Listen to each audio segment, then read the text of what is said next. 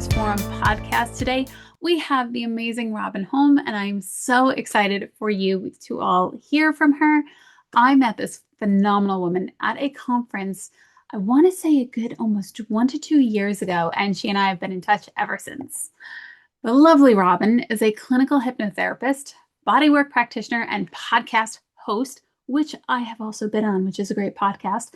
And she has over 22 years of experience in the health and wellness field. She specializes in supporting empaths, and I'm definitely one of those people, and highly sensitive souls to release old subconscious patterns, to reclaim their energy, and to finally step into their power. Through her signature fusion of clinical skill and intuitive guidance, Robyn helps clients move beyond survival mode and into full spectrum thriving. Welcome, welcome, welcome, Robyn. How are you today? I'm great. And thank you so much for having me. I was so excited to come and be here with you today. I loved our conversation when you were a guest on my podcast.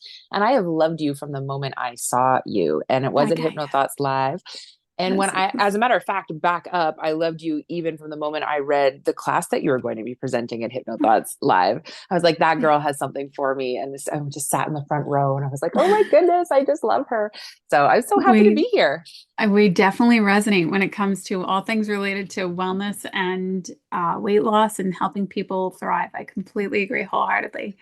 I hmm am so glad you're here. As I mentioned, how did you get into all the work that you do now, especially helping people thrive? And sometimes it can especially come across where we see those people, and I know I've had those judgments where you see them doing so great and then you think, oh, they didn't struggle at all. But now being on the other side, I think we all know the truth. Yeah, absolutely. And I'm glad that you brought that up because I was talking with a client about that the other day. Because now I specialize in weight loss, but from the empathic standpoint of looking at it like protection. And I was talking with one of my clients the other day, and she's like, "So has it always just been like this for you?" And I had to laugh because I was like, "Oh my word, no. Like I have had such a health and wellness journey myself. And it's through that health and wellness journey that I ended up being a clinical hypnotherapist." So I'll back up. When I was 21, I got married to the love of my life, and he's older than me. He wanted to start trying to have kids right away. And I very much wanted to go to medical school and, do all of the things. But we started trying to get pregnant and it didn't happen and it didn't happen and it didn't happen. So finally at 27, I started pursuing IVF. So I was in the fitness industry at the time. So at 27, I started pursuing IVF because we had already been trying to get pregnant for 5 or 6 years at that point, and nothing was working. Nothing was working. And I had that dreaded unexplained infertility. Mhm. Yeah. And at that point, being in the fitness industry, I love that more than anything. And I wanted to be a group fitness instructor and trainer until I was 85 years old. Like I was like, this is it for me. This is what I'm going to do forever. I loved it so much. And while I was waiting for my baby to arrive, I just kept going whole hog in my fitness career. And I reached all of my fitness career goals. I ended up as an international fitness trainer and presenter for a company called Zumba, brought Zumba to Western Canada, loved it. And I got to be, presenting to hundreds of people at these big international conferences. Meanwhile, I still couldn't get pregnant.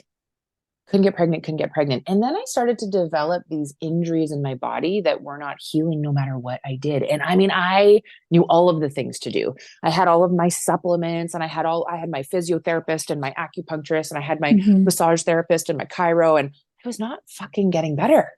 And it was so frustrating because I needed to get back to my fitness career.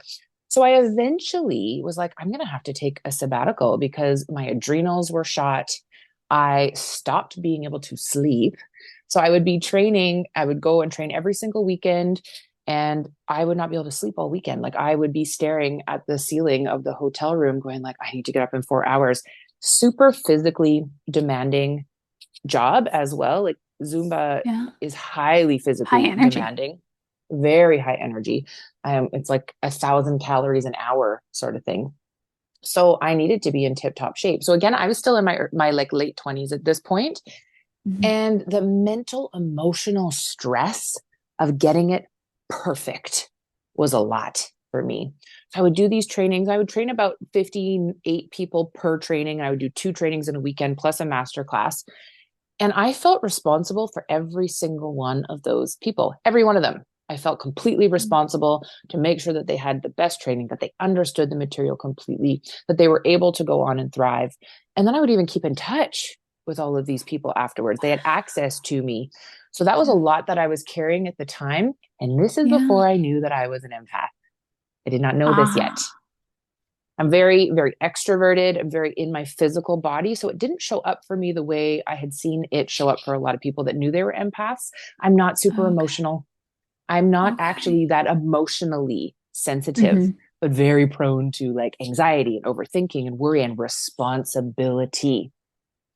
So, being a group fitness instructor, I would be up on the stage, or there would be a separation between me and the people that I was teaching. And that's why I ended Okay. up doing that instead of personal training, because I was originally trained as a personal trainer. And now here I've got space between me and them.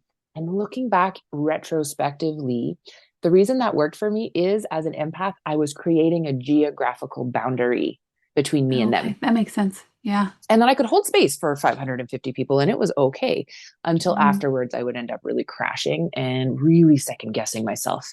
And I would Yeah. go over every single thing I said and every moment of the training. And heaven forbid one person make a slightly um, constructive comment, and I would just stew on that one constructive comment in my reviews for days and weeks and months. Yeah. So I was really in my head in that way. Then my body starts breaking down. It's not getting better. I decide to take a sabbatical from fitness. They gave me 3 months to get my shit together, get my Hmm. body in order. Yeah.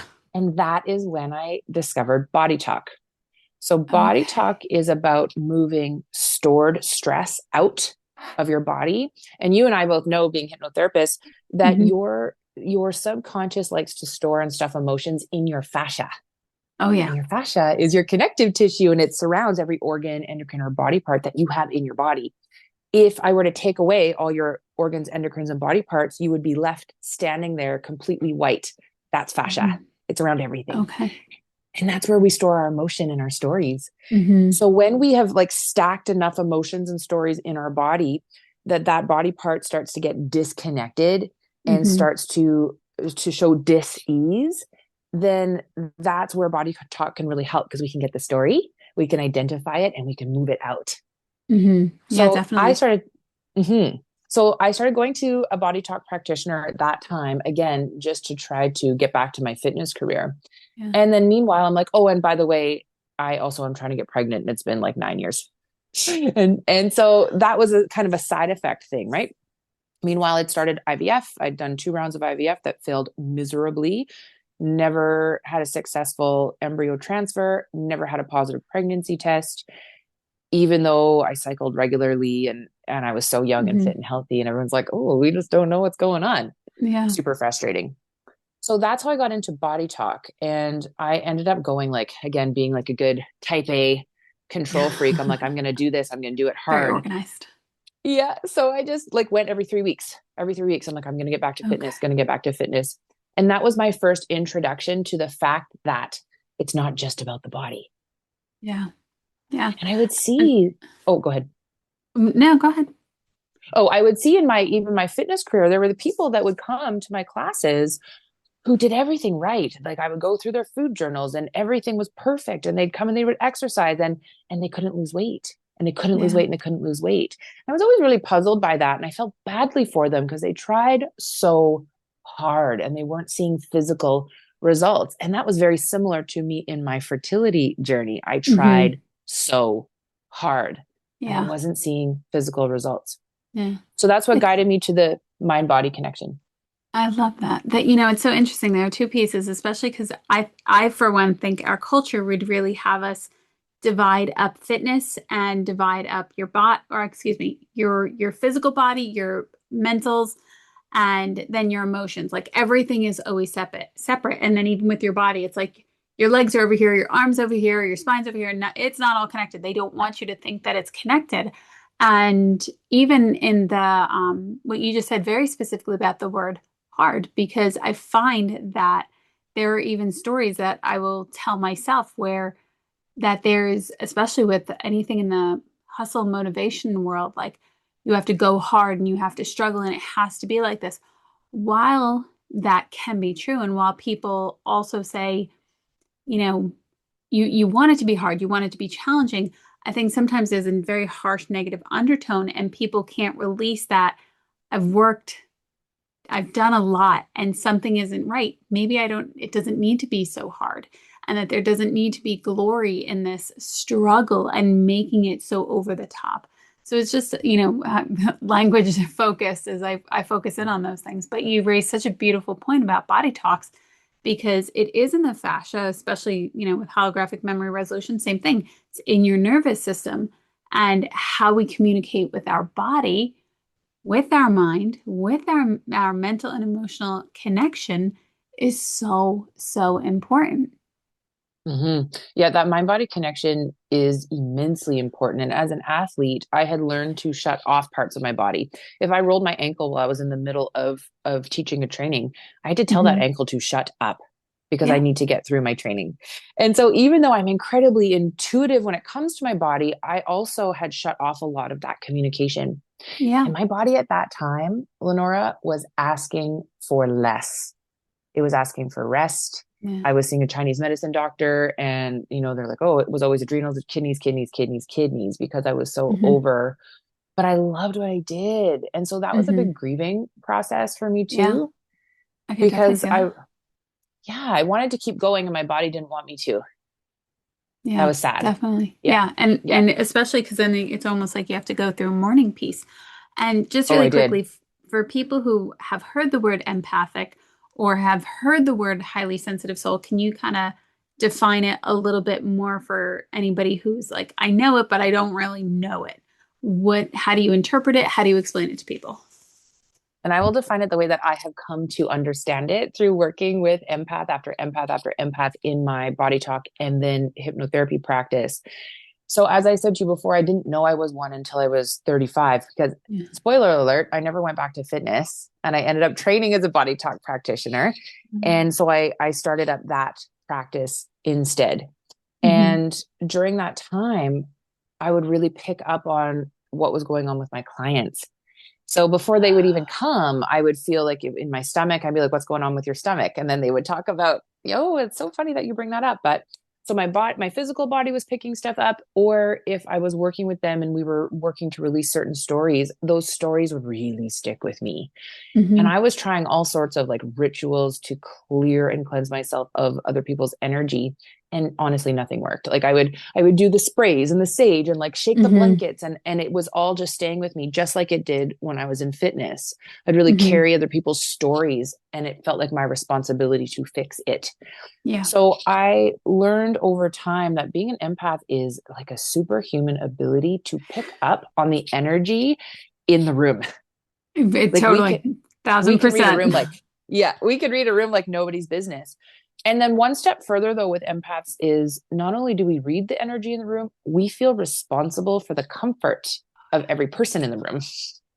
Right? Oh, I so understand that. Yes, very much Yes. so. Yeah. Yeah, and And that usually comes back from our childhood, right? I was going to say, I think especially for women, we're often taught, and I by no means am I saying women have it easier than men or vice versa. I think very specifically in my experience and in people that I know that are female and in my age or older, they were taught you people please and you put everybody else before you. And that's what you do because that's also what was modeled to us. So when we start to, and I know you work so beautifully at the level of the subconscious, when we start to notice that and going, oh, maybe I shouldn't be putting other people first. What about me? We then feel selfish about it, which is And a guilty. plot twist that I did not see coming. Yeah. And often we're told that we're selfish Yeah. if we do put ourselves first. And a big thing with empaths is learning boundaries. Because just because you can notice that someone is uncomfortable actually doesn't mean that it's your responsibility to make them comfortable. Hmm. That's a Yeah. big piece of the puzzle. And I would know that in my brain, but my body did not agree. Yeah. My body was like, Yeah. no, no, no, this is my job. So then I still further into my fertility journey. I'm a body talk practitioner now, 35 years old. And I discovered through a friend of mine, a hypnofertility practitioner Oh, on the internet. And this is before like any social media, right? mm-hmm. And I reached out to her and we started having sessions over the phone, like over Zoom and over the phone. And that was my first introduction to hypnosis. Because at that point, I had healed a ton of my body, but I still wasn't getting pregnant. And I Mm-hmm. knew that I wanted to do another round of IVF because at that point, I think I had about 4 or 5 years in between IVF cycles at that point. Because I did Mm-hmm. two failed cycles when I was in my late 20s. And then now I'm in my mid 30s. Mm-hmm. And I was like, I want to do it again. There's got to be more here. Yeah. And I found a great doctor who thought that unexplained infertility was a immune system issue where the immune system Oh, attacks the that's embryo. interesting. Okay. It is, and it ties beautifully into our knowing about the subconscious because if you have a subconscious belief that it's not going to be safe for you to conceive, one of the Mm-hmm. ways that the body can block that is through creating an immune response. Oh, yeah. So I discovered this woman. We connected right away. Her name is Lindsay Eastburn. She's down in Denver and she is phenomenal. Mm. You might have met her at Hypnothoughts, actually. She was there. Ah, I did If not not, get to meet her, but I'm hopefully we'll make that connection after this. Definitely. yeah, I'll introduce you this coming year. So, anyway, we started working together on my subconscious blocks to Ah, that conceiving. was going to be one of my questions. Yeah. Yeah, Yeah. What was one that you because had to let go? I am the second oldest of 8 children. Oh, wow. And I really felt parentified very, very young. And Mm-hmm. being an empath and the second oldest, I Yeah. felt a ton of responsibility mentally and emotionally for my siblings. But Mm-hmm. then being on a farm, growing up on a farm, being homeschooled, I also had Yeah. literal responsibility. And Okay. and so it was my job to take care of the younger kids. It's just how it goes in a big farming family. Yeah. So I was taking care of kids, and they were not my kids. I really felt at the time like I had already parented five Yeah. I children, could and I definitely used to understand say that. that. And I Yeah. used to actually say that I'm not going to have kids. I've already raised 5 kids. I would say Yeah. that, being young and not knowing the difference between being a mom and babysitting. Mm-hmm. I was just a full-time babysitter, really. Yeah. And I didn't get to do a lot of the things that I wanted to do because I had to stay home and take care of the kids. Yeah. So I could that was a definitely understand big, that was a big underlying belief system I had to work through. And then in addition to that, one of my younger brothers is severely developmentally delayed. that. And to this Okay. day, like he's 30 years old, he still needs full-time care. He's nonverbal, like Mm-hmm. he is severely Yeah. developmentally delayed and also profoundly autistic in addition to that. Mm-hmm. So he was born when I was about 9, Yeah. maybe a little bit Okay. older, Yeah. 10, 11. I'm not sure exactly how old I was. There's so many of us. But that was really hard because I was so terrified that I Yeah. would have a developmentally delayed child Yeah. and just watching how hard it was. And I feel um, you. that's not me saying that No, absolutely. it's not a wonderful thing and the joy and all that. Absolutely. I just knew that for me, I couldn't do that again, Yeah. having just been, taking care of him just as a sister, even not as a Yeah. parent. So I Yeah. was terrified of I really thought that I was going to get given a Yeah. developmentally delayed child. And so I also was raised very Christian. And there was a feeling there like, what if it's God's will? And so I had to work through a Mm-hmm. lot of that too Yeah. and change that for the belief of if the desire is in your heart, it's there because it Mm-hmm. was meant for you. And if I have a desire for a healthy child, that's okay. It's not like I'm going to Yeah. get given something that I Yeah. can't handle just Yeah. because I'm being tested. That was a lot of those like underlying belief systems I had to work through. Mm-hmm. I And love that. those were three of the big ones. The Mm-hmm. fourth one probably though was me feeling like my mom and my husband's mom, they never did anything but raise kids in my viewpoint at the time. Of course they have, but they were Yeah. stay-at-home moms their entire lives. They both still are. Yeah. And I used to always say, again, before I have kids, I want to make sure that um I want to make sure that I have a career that I love before I have kids. Yeah. That was Yeah. really important to me. Yeah. And of course, now I had just left because I kept in my fitness career, I kept just waiting to get pregnant Yeah. and it was never happening. And I Yeah. had to actually stop working in order Oh. to conceive. And this was Yeah. horrifying to me. I was like, this is exactly what I didn't want. Yeah, absolutely. Did you ever feel like, especially because I know some of the things and it's unfortunate. I think the culture is starting to shift when we talk about this emotional healing and or this emotional resolve or this mindset shift, which really is an identity shift. Do people ever come to scared because they don't want to go so deep, or the idea of it is too deep for them? And how do you navigate that with them? 100%. Often when that happens, those people start with body talk. So Oh, body talk is a little bit more passive for them. okay. So it's kind of like a gateway drug. Hmm. Because you and I both know with hypnosis, you have to be very participatory Very with much so. hypnosis. So, yeah, And some people aren't ready for that. But I'm also not a psychic and I'm not a medium and I'm not a healer. I'm yeah, not. I'm an observer and I will, interpret what your body is saying. And I'm really good with yeah, hands on. I'm super comfortable with that. So sometimes people just literally need me to hold their head and just yeah. hold their head and let their nervous system settle. So some people need the physical touch to settle their Hmm. nervous system. And then I start bringing in hypnotherapy techniques while we're doing body talk. So body talk's Yeah, done on a massage table and hypnotherapy I do in my recliner chair, right? Or distance. nice. And I Yeah. can do body talk distance as well because I'm just tapping into your energetic hologram Hmm. anyway. And we know through Yes. quantum physics that there's no time or space. Yes. So I I can love practice that. distance or I can practice hands on. Some Yeah. people come to me for hypnotherapy and then we convert them to the body talk table and I'm doing the hypnotherapy Okay. hands on. And then that's a Nice. lot of like energetic release from organs where it'll be like, okay, there's this grief in your lungs. And if grief had a Yeah. color, what would it be?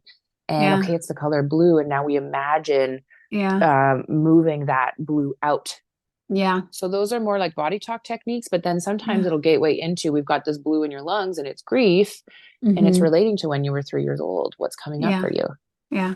That's so wild. So in holographic memory resolution, same similar technique of, they focus in on a lot of color, texture, size, sound, because, and again, as you well know, this is the language of the nervous system. And we can't just talk anxiety or stress or sadness out of the body. We have to talk in the language of the nervous system. And it's a difference that makes what I believe to be life-changing difference. Yeah. Yep.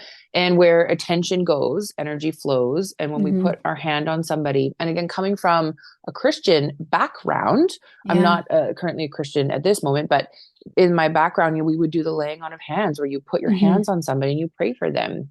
And that's bringing Yeah. attention and focus and really creating that mind body healing. Will you bring Yeah. in the spiritual aspect?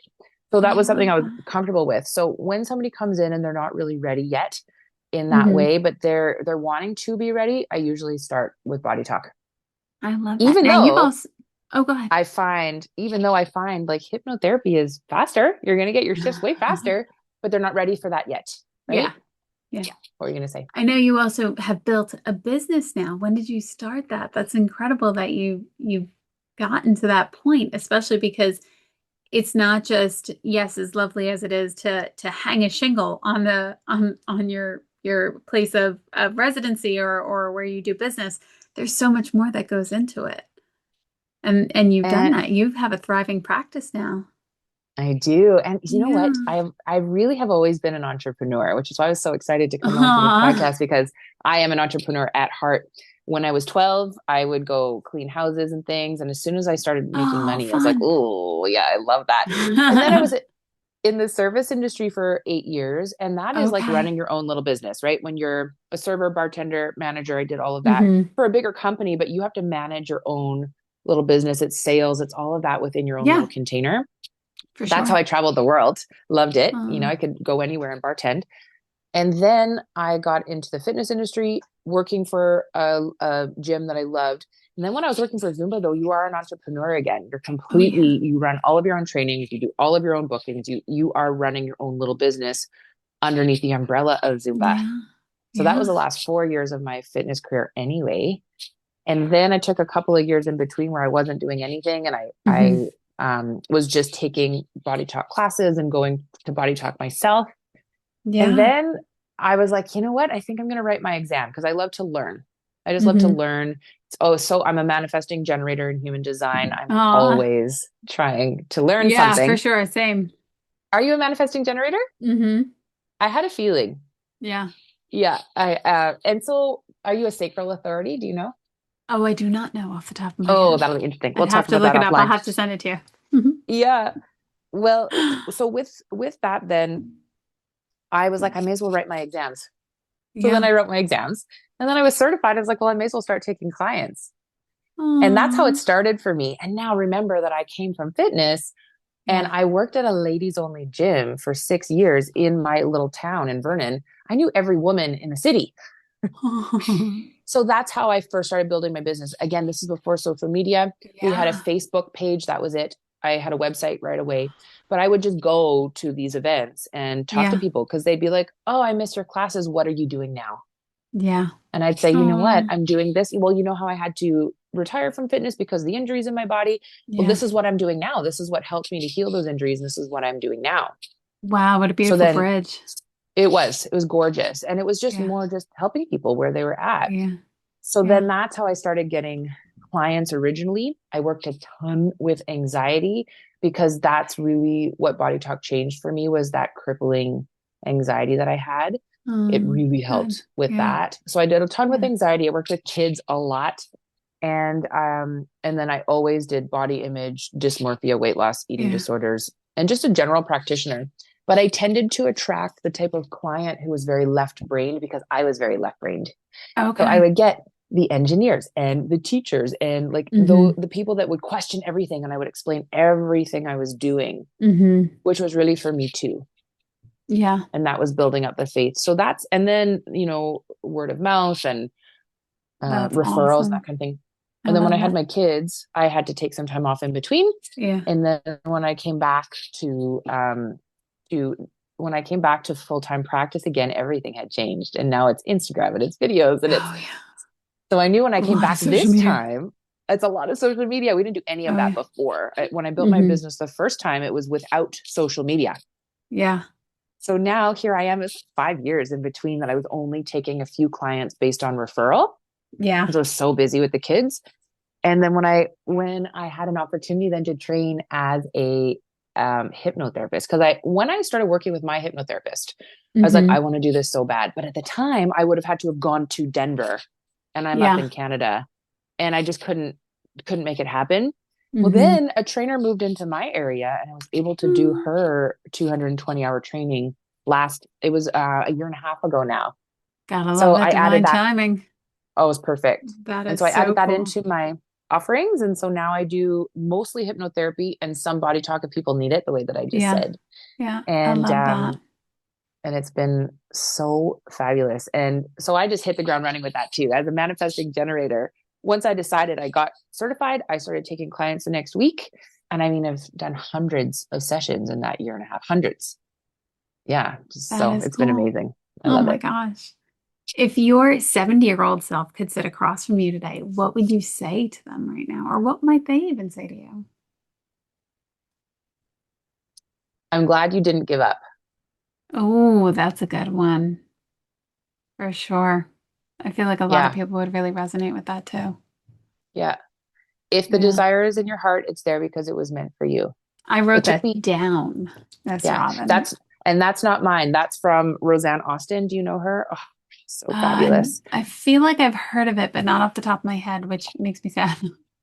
She was on my podcast this week. She's more of a fertility focus, but she is the most Okay. kick-ass mindset master. And I ended up training with her Aw. when I was working to conceive my daughter because the things that I worked to conceive my son did not work with my daughter. Oh, So wow.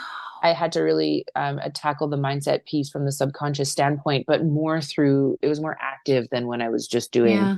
the hypnotherapy. But that's what she would always say. If the desire is in your heart, it is Heart. there because it was meant for you. It's not there by accident. Yeah. And Yeah. don't give up. If you have a desire in your heart, don't give up. You I will love get that. the next puzzle piece. You just have to know the next right thing. You Yeah. don't have to know the entire puzzle, Yeah. just the I next love right that. thing, the next right piece. Do you ever find, especially because I love the idea of helping people understand and to shift this model of like they're perfect and I'm not, and like that this person is totally they have it all together. Because I personally believe we are always doing the best that we can be doing. And I will never tell anybody I'm running around perfectly. Heavens above, no. especially when you and I have such a level of awareness, and especially our listeners have such a level of awareness of their own behaviors, their own patterns, what they're working through. Do you ever find that you're still like, oh, bananas, that one's still around in Oh, your I own love this patterns? question. Yes, and I am not perfect. You know what? Nobody is. Nobody has it I know. all together. The difference is between somebody that you perceive as being perfect or Hmm. maybe you look up to or whatever. I would invite you to consider the difference being that we take that shit storm that happens to us and we Aw. turn it into purpose. So you turn Oh, your that's a nice pain one. into purpose. So, and I say to Yeah. my clients all the time, write down your Mm. triggers. Like when you get triggered, this is Yeah. not you failing. This is not the hypnotherapy not working. This is Hmm. your subconscious putting out a big signpost to say, hey, this is where the healing gets to happen next. This is an Yeah. underlying It's a belief good system that one. doesn't work for you anymore. So celebrate your triggers. Celebrate when you Ooh, lose that's your a good, shit. you got to Just bumper sticker that. celebrate your triggers. Maybe make Celebrate your t-shirts, track. hats. Yes, Yeah. definitely. I feel like a bumper sticker's in need. And write it down and I then bring am. that to, but write down when you get triggers. Yeah, That's for what I sure. say to my clients because Oh, there's I do. something there for you, right? Yeah, And then definitely. bring it, either you journal about it or bring it to your next hypnotherapy session Yeah. or go, I have a ton of little mini hypnosis sessions on my podcast that people can use to come into that highly relaxed state so that they can start Hmm. to explore their own triggers at home. Oh, You don't have to yeah. always go to a practitioner. There's a lot you can Yeah. do at home. I love But I that. wanted to say one more thing about that. The Hmm. thing that keeps coming up for me, and I really notice this, when I get overwhelmed and stressed and triggered, it's usually from noise. It's usually from like too much noise, too Ooh, much chaos. That goes back to okay. my childhood because I, was raised in a big family and Hmm. my mom had a propensity for yelling, which I get it. It's totally, but it's a lot of noise for me and Yeah. being highly sensitive. I would always be like, oh, I got to fix it. So I get really, my nervous system goes into like bananas mode when I Hmm. get overstimulated from a lot of noise and I'm expected to speak over it. That's really tough for me. So Yeah. when that happens, I immediately am like, I need something to take the edge off. When I was younger, I smoked. So I'd go into that Okay. stress, overwhelm state. I need to smoke. I need to smoke. I need to smoke. Then Yeah. I quit smoking. It was hard. I quit smoking before hypnosis. And then I replaced that. Oh my God, I'm stressed. I need something with alcohol. And it would just be like Okay. that, by 4 o'clock, let's say like that happy hour time Hmm. where I'd be like, I'm tired now, I'm overwhelmed. It's a bit much. That would be when I would, let's say, have a drink and that would really dull my senses. Honestly, that's what it's doing. Hmm. So, but it would help my nervous system to come down. Now you have side Yeah. effects outside of that once the alcohol's out of your system. But it was that feeling of like, I need something outside of myself to settle Yeah. myself. Yeah. And then exercise helps immensely. And I don't think that that's a bad one. Then as a mom, I can't just go and exercise when I have two little kids at home, right? Yeah. So then, that happy hour drink, I think for a lot of moms or for some people, it's sugar. And I think that the Hmm. alcohol for me, like having a glass of Prosecco, is that sugar feeling that a lot of people get from like eating a bag of Hmm. M&Ms, let's say. Yeah. Yeah, So definitely. that's the one I really notice. I don't want to have alcohol every day because I'm in my Yeah. 40s now and I just don't feel amazing when I do that. I Hmm. never used it irresponsibly, but it was certainly habitual. But the underlying Hmm. belief system under that was what you asked me is when I'm overwhelmed, I need something outside of myself to make it better. Yeah. So I love Yeah. Lenora using your Mm. I am safe now Oh, anchor. good. I love that one. And so Awesome. what I do now when those cravings come up is I do the Yeah. I am safe now anchor. And I'm like, you can have a drink on Friday. Yeah. You can have a drink on Oh. Friday. And then I wait, right? I just wait and see if and the craving will usually pass, as you and I both Hmm. know, within like, 5, 10, 15 minutes. And once Yeah. you're past that point, usually you're okay. Yeah. So that's one trigger that still comes up for me is overwhelm equals I need something outside of myself to make it Okay. better. And so that's Oh, what I'm working on right now. I love your authenticity, Robyn. You are so lovely. Just in Thanks. case our listeners want to reach out to you, where is the best place for them to reach out to you?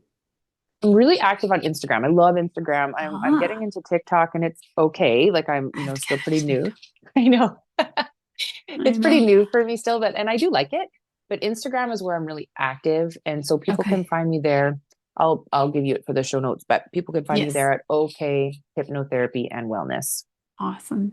It was an Mhm. absolute pleasure hearing from you. And thank you for all that you shared and your beautiful insights and your beautiful stories. So thank you, thank you, thank you for being here with us. Thank And you. to our listeners, of course, to our listeners, thank you so much for joining us.